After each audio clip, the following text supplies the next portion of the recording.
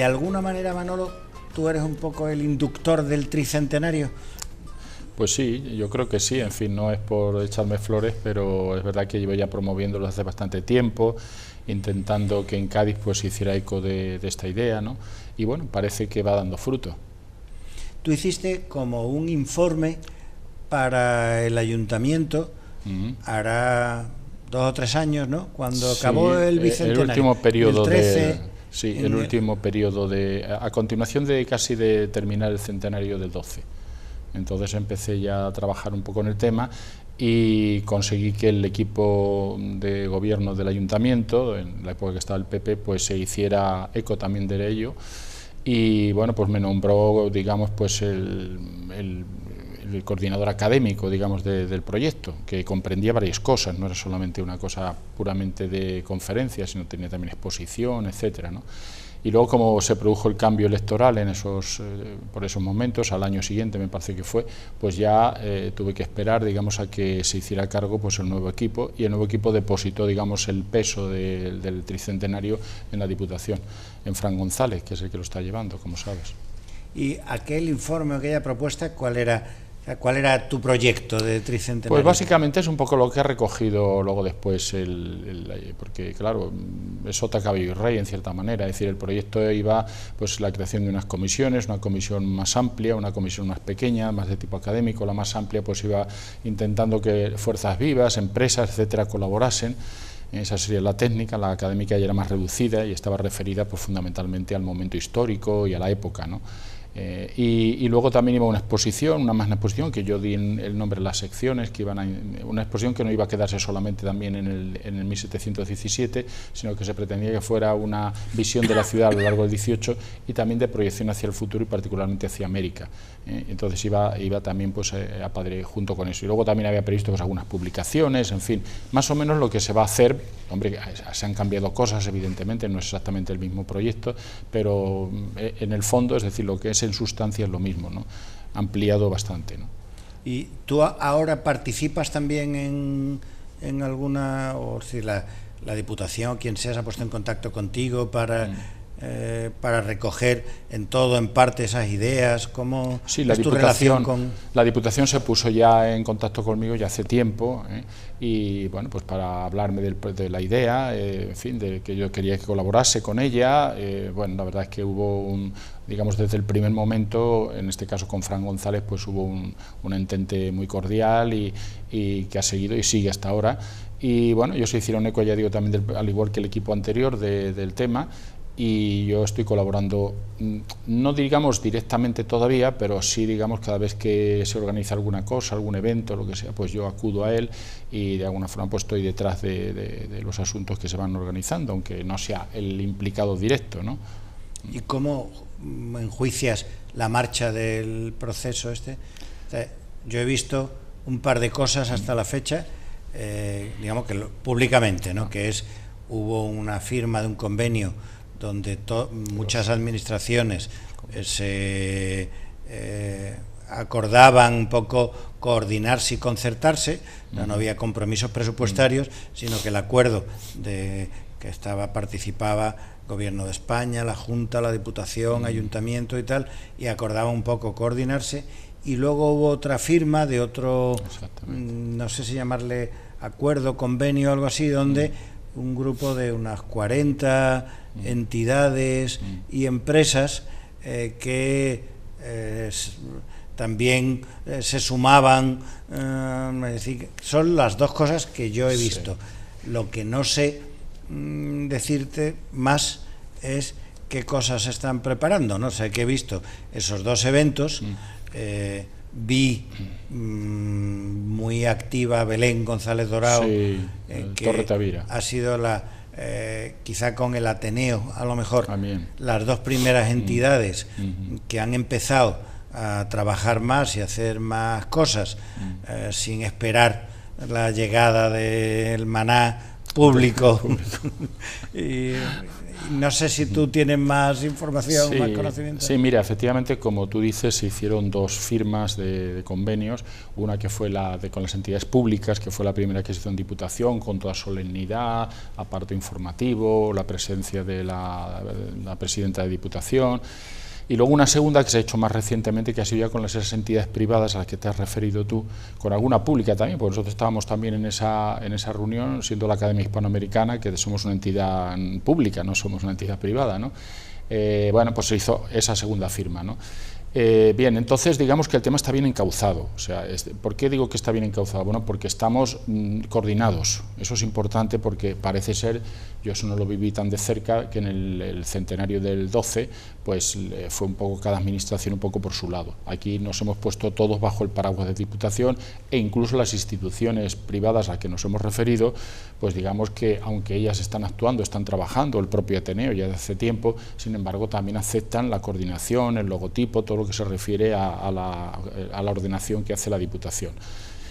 ¿Cuál es el problema que tenemos? El problema es que, bueno, hay muchas actividades, eso está bien, pero vamos muy lentos, muy mal de tiempo, muy mal de tiempo. Estamos ya, como ves, casi en el mes de noviembre y todavía, digamos, lo que hay puesto sobre el tapete, que se sepa públicamente, pues son las actividades que se van a realizar, que ha propuesto cada entidad, eso sí está recogido, los convenios firmados, como se ha dicho, pero todavía no sabemos el presupuesto que vamos a contar, no sabemos de todas esas actividades cuándo se van a realizar, no sabemos el calendario de esas actividades, y eso pues sería importante que se pusiera ya en marcha, porque el tiempo apremia.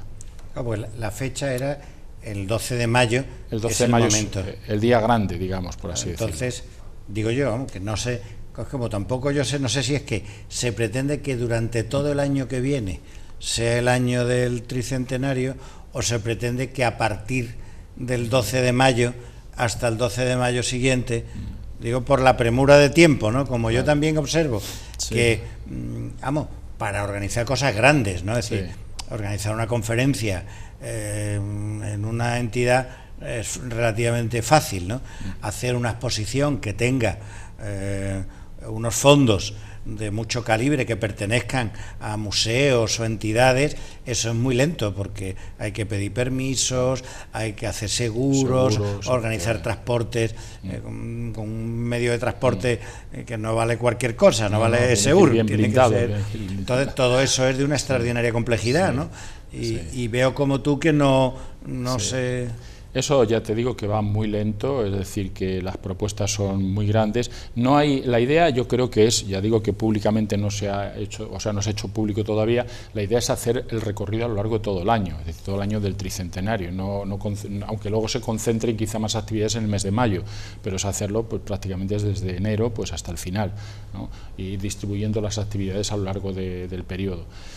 Pero ya digo que todo esto está, pues, en fin, un poco en la Diputación, todavía no ha hecho público, en fin, las comisiones, quién va a ser los coordinadores de las comisiones, tanto la técnica como la científica o académica, para ir distribuyendo en el calendario pues las actividades que se van a hacer, para ir seleccionando también actividades, porque todas no se podrán realizar, probablemente, teniendo en cuenta que los límites presupuestarios pues están ahí, ¿no? No sabemos cuánto se va a dar, cuál va a ser la cifra, pero seguramente pues haya que recortar, ¿no? Evidentemente, y eso no lo sabemos todavía.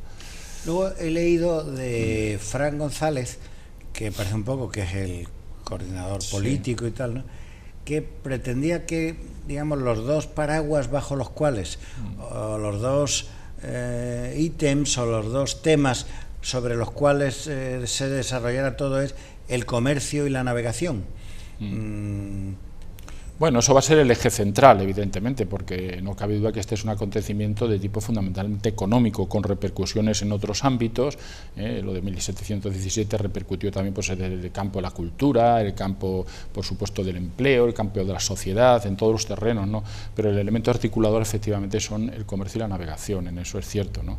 Y yo creo que ahí, sobre eso, a partir de ahí hay que montar todo, pero no quiere decir que nos limitemos a eso. Yo creo que no es necesario solamente hablar de esos temas, sino que se pueden hablar de muchos más temas.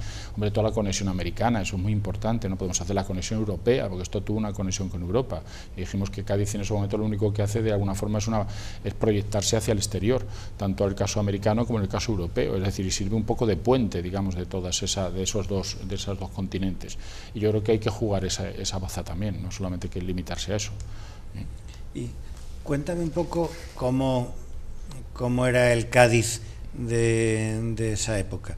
Es decir, que esa, digamos, es tu especialidad científica, académica, mucho, que llevas toda tu vida mucho tiempo estudiando. He trabajado sobre el pensamiento económico algún tiempo, sobre el pensamiento de la Ilustración, pero es verdad que llevo ya muchos años dedicado al estudio del Cádiz, sobre todo de la segunda mitad del 17 y del 18. Bueno, pues me preguntas sobre Cádiz en esa época. Pues la verdad es que tenemos buenas imágenes de Cádiz. La mejor imagen, aunque muy transformada por el paso del tiempo y por burradas que se han hecho, como tú sabes muy bien, es la propia ciudad. Es decir, la propia ciudad y su entorno, las murallas, los baluartes, el caserío, digamos, o el urbanismo de Cádiz, eso se mantiene, grosso modo, digamos, lo que es en su esencia, como fue en el siglo XVIII. Lógicamente que han cambiado pues todos esos arreglos, todos esos pastiches a veces que se han hecho, algunas atrocidades urbanísticas que a veces y se siguen cometiendo, y luego el paisanaje, es decir, el paisanaje no es el que teníamos en el siglo XVIII.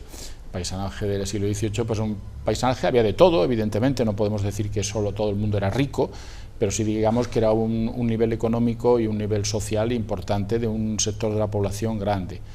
Y luego alrededor de él pues se articulaba todo un sector, digamos, de servicios, todo un sector artesanal muy importante también, muy desconocido en buena parte, pero que trabajaba, digamos, a expensas de todo lo que generaba el comercio y la navegación, ¿no? Y luego había lógicamente el sector siempre de bolsas de marginación que existe en toda ciudad, bueno, pero que de alguna forma también a veces se nutría pues de oficios así un poco periféricos, de oficios muy secundarios. Bien, lo que marca más la realidad de Cádiz del 18 yo pienso que es sobre todo, bueno, el movimiento portuario, todo lo que se genera en torno al movimiento portuario y lo que se genera en torno a las casas de comercio.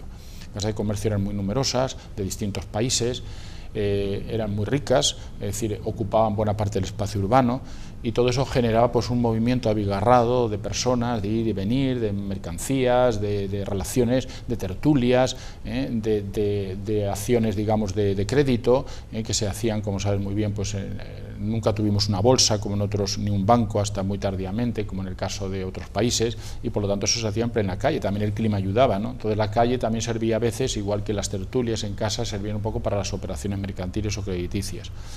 Y luego ese pintoresquismo que tiene pues el número de países representados, en la población flotante. No olvidemos que había una población flotante importante, no toda la gente bajaba, residía toda su vida en Cádiz o una buena parte de su vida, sino que estaban temporalmente unos años y luego regresaban a su país o se iban en los barcos, es decir, estaban el tiempo de estadía del barco en la bahía, pero luego después se marchaban.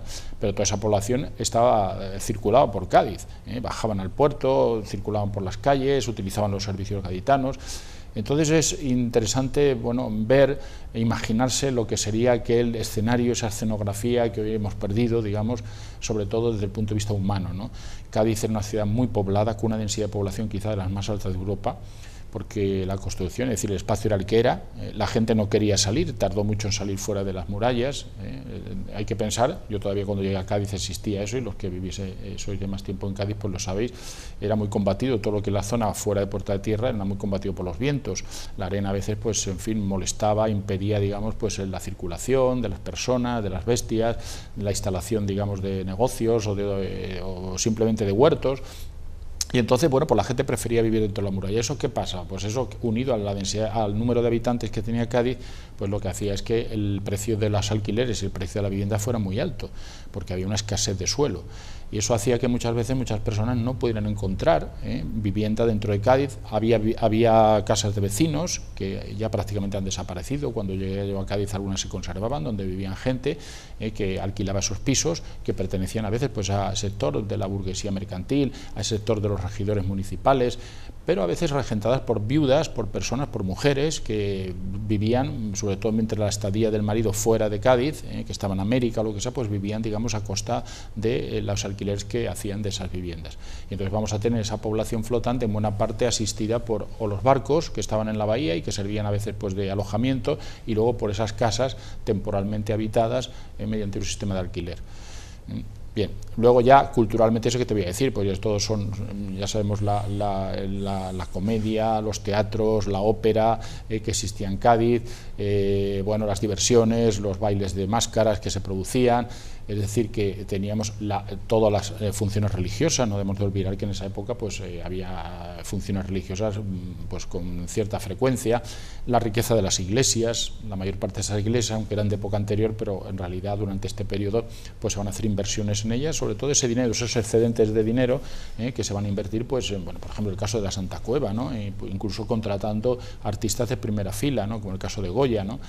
O como el caso de Haydn, ¿no? En el caso de la música. Es decir, que teníamos ese dinero también revertía al ámbito cultural. No siendo Cádiz, también hay que decirlo, una ciudad en sus personas, es decir, en esta burguesía mercantil demasiado oculta, porque eso sí lo acusan casi todos los viajeros que vienen aquí. Es una ciudad más bien de comerciantes, una ciudad de burguesía, de negocios, más que una ciudad cultural en ese sentido. No que no hubiera cultura, había una demanda cultural, pero por ejemplo no es una ciudad rica en escritores propios, no es una ciudad rica pues en personas compositores, en eso no destacaba Cádiz. ¿Y cómo es el proceso por el cual el rey Felipe V termina firmando ese decreto, real orden, o no sé cómo llamarlo? Bueno, se puede llamar real decreto, perfectamente, porque eran decretos. Decreto es el nombre genérico, ¿no? Luego el nombre más propio es real orden, ¿no? O real despacho, ¿no? Según el tipo, ¿no? Pero se puede decir decreto, de 12 de mayo. Bueno, pues Felipe V en realidad se deja llevar. Él no tiene todavía, cuando llega a España, no tiene todavía una conciencia clara de lo que es España, porque él viene de Francia, él se ha criado, digamos, en el Palacio de Versalles, al amparo de su abuelo, Luis XIV, el gran rey Sol, y entonces él desconoce todo lo relativo a España, salvo lo que ha leído a través de, en fin, de los libros, de la biblioteca de Versalles, o de lo que le han contado, ¿no? Y no tiene tiempo de enterarse muy bien todavía porque empieza una guerra, es decir, empieza la guerra de sucesión. La entrada de Felipe V en España es a través de una guerra en que se enfrenta, digamos, con el otro candidato que disputa el trono, que es el archiduque Carlos, el que luego va a ser archiduque Carlos. Bien, por lo tanto se deja llevar por los ministros, no tiene, ya digo, una conciencia clara de lo que significa Cádiz, de lo que la importancia, hombre, sí, la importancia cuando se le dice, pues él se da cuenta que efectivamente, pues ahí se puede sacar, digamos, partido, ¿no? Y son esos ministros, primero franceses, luego italianos, y luego ya la pléyade española que va a entrar, digamos, en el gobierno y que van a dar lugar pues a origen a toda una serie de hombres de gobierno de primera fila a lo largo del siglo XVIII, ya sobre todo a finales del periodo de Felipe V, Fernando VI y sobre todo Carlos III, que es cuando va a culminar, digamos, pero va a llegar hasta final del siglo también, ¿no? Que es la época de los campomanes, de los jovellanos, de los condes de Aranda, en fin, una época muy, muy importante, ¿no? Y de los Patiño anteriormente, de Campillo, bueno, el marqués de la Ensenada. Bien, pues todos esos hombres, algunos muy vinculados a Cádiz, no olvidemos que Patiño conoce Cádiz, que Campillo conoce Cádiz, que Andrés de Pez el Almirante ha estado en Cádiz, ha dirigido la flota, pues entonces son los que le hacen ver la importancia de la bahía. También hay que tener en cuenta la presencia francesa. Los franceses tienen una gran influencia en ese gobierno, ¿no? Esos gobiernos iniciales de Felipe V, que él es francés, no es de Anjou, el duque de Anjou, perdón.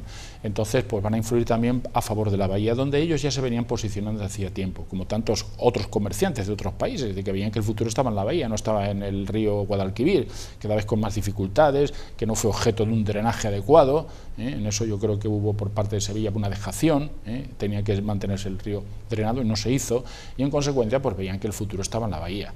La bahía era un sitio donde se podían aprovisionar bien los barcos, había varios puertos, había zonas de carenado, había una infraestructura mínima todavía, pero de servicio para los barcos, de cordelaje, de velamen, etcétera, de jarcias. Y bueno, pues entonces fueron los que le inclinaron al rey a que hiciera de la bahía el eje articulador de la nueva política de los Borbones, porque eso va a continuar después con los distintos reyes que van a venir después. Es decir, ¿y qué quiere decir eje? Pues eje sobre todo fusionando, uniendo el comercio con la armada. Eso es la importancia, entre otras, que tiene la bahía en esos momentos. Es decir, que se va a articular las dos cosas, porque las dos cosas están interdependientes. Es decir, no puede haber una buena flota mercante sin una flota que defienda de los enemigos, que los vamos a tener. Inglaterra va a ser uno de ellos. Francia en ese momento está apaciguada, está aliada, pero no Inglaterra. Inglaterra tiene que mantener expeditas las vías marítimas, digamos, de las que depende lógicamente su abastecimiento y sus negocios. Y entonces, bueno, pues van a lograr de alguna manera, de esa forma, crear en la bahía pues un emporio comercial por un lado, haciéndolo ya, rematando, digamos, lo que venía siendo la bahía ya desde hace tiempo, rematándolo con el traslado de la Casa de la Contratación, el consulado en 1717, y creando el departamento marítimo, creando todos los centros de formación de lo que va a ser la Armada, el observatorio posteriormente, la Escuela de Guardia Marinas, como sabemos, el arsenal, que aunque no echa en marcha hasta mucho después, pero sin embargo va a jugar un papel importante, el Real Colegio de Cirugía ya en 1748, es decir, que la bahía va a brillar, digamos, con luz propia, ¿no?, gracias a ese impulso que va a recibir a principios del siglo XVIII. Eso sería sintéticamente. La Carraca se crea también en 1717, ¿no? Bueno, ahí se ponen las bases, digamos, no se crea como tal, de hecho, pues hasta mediados de siglo no empieza a producir. El término municipal de Cádiz en ese momento era la Isla de León también, claro, hasta el Puente Zuazo. Hasta el Puente Zuazo. Es decir, hasta 1766, que no se independiza, se crea municipio propio, de una u otra forma, según distintas fórmulas, la Isla de León sigue dependiendo de Cádiz. Y bueno, cuando se independiza de Cádiz, de la Isla de León, pues bueno, lo hace con cierto gran recelo de los municipios de Cádiz, que veían que se le escapaba pues una pieza importante, digamos, de un territorio que era escaso. El territorio de Cádiz siempre ha sido escaso, lo es ahora y lo fue ya en esta época, en el siglo XVIII, incluso cuando tenía San Fernando, porque claro, eso es un límite que cualquier, por ejemplo, Jerez lo tiene triplicado, ya lo tenía triplicado en esa época, es un espacio pequeño, ¿no? Y bueno, si encima se le marcha una parte se le secciona una parte de su territorio, pues claro, eso hacía mucha pupa, ¿no? No tanto por la importancia comercial de la zona, que es una zona fundamentalmente rural, de recreo, sino también en parte porque estaba ya iniciándose toda la marcha, todo el proceso de adaptación a la marina. Y eso era, como se demostró luego posteriormente, va a ser un papel importante para San Fernando, es lo que va a determinar la funcionalidad de San Fernando durante muchos siglos. O sea que lo que se crea ahora va a articular, digamos, mejor dicho, va a dar funcionalidad a las distintas ciudades de la bahía a lo largo del tiempo. Igual que Chiquelana sigue siendo todavía hoy día una zona de recreo de mucha gente de Cádiz. Bueno, y es que en el siglo XVIII era eso. Y la calle San Francisco y la calle Ancha eran las calles comerciales del Cádiz del siglo XVIII, y es que siguen siéndolo. Es que hay un mimetismo, un mantenimiento en el tiempo, ¿no? Y San Fernando es la marina, y va a seguir siendo la marina todavía lo es hoy día, aunque ha perdido, digamos, peso, ¿no? Y dicen que el origen un poco de la disputa Cádiz-Sevilla tiene que ver con la casa de contratación. ¿Es así o no? Bueno, la disputa viene de lejos, la disputa no es, ahora se va a agudizar lógicamente porque ya para Sevilla suponía la pérdida de los dos, digamos, centros del comercio indiano, que eran el consulado y que eran la casa de contratación.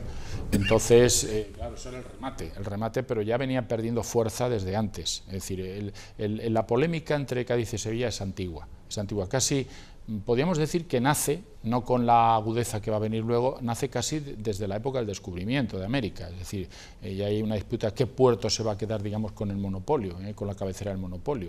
Al final Sevilla se comprende que es la ciudad mejor situada y se logra y se hace de Sevilla la cabecera de ese monopolio, pero ahí está Cádiz, y está la Bahía, y está Sanlúcar, y ahí hay una disputa, sobre todo entre Cádiz, que es la que encabeza un poco la oposición entre comillas, y Sevilla, que va a durar durante prácticamente toda la Edad Moderna.